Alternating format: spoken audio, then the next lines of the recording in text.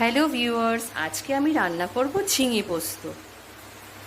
ঝিঙে ঝিঙে পোস্ত করার জন্য আমি এই যে পোস্ত নিয়ে নিয়েছি।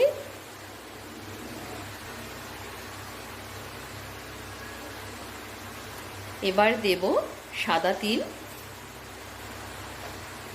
আর দেব কাঁচা লঙ্কা। পোস্ত, সাদা তিল আর কাঁচা লঙ্কা আমি একসঙ্গে বেটে নেব। দেখুন পেস্টটা আমার হয়ে গিয়েছে।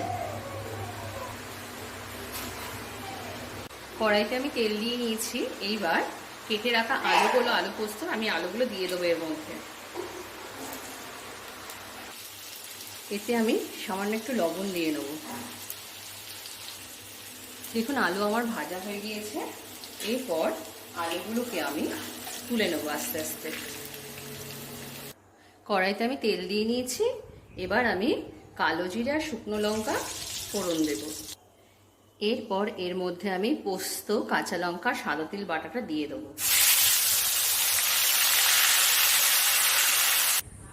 এরপর এতে দেবো আমি হলুদ আর দেব 3টে গোটা কাঁচা লঙ্কা।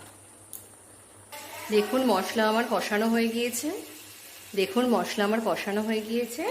এইবার আমি ঝিঙেগুলো এর মধ্যে দিয়ে দেব আর দেব লবণ। এরপর আমি ভেজে রাখা আলুগুলো এর মধ্যে দিয়ে দেব।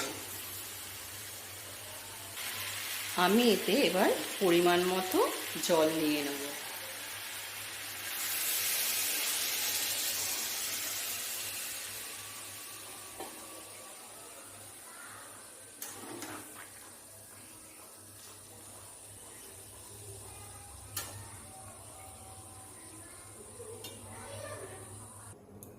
দেখুন ঝিঙে পোস্ত আমার রেডি। আপনারা প্রত্যেকে বাড়িতে বানাবেন, বানিয়ে খেয়ে বলবেন কেমন হয়েছে। এবং ভালো লাগলে চ্যানেলটাকে লাইক এবং সাবস্ক্রাইব করে দেবেন। আমি আমার ব্লগ আজকে এখানেই শেষ করলাম।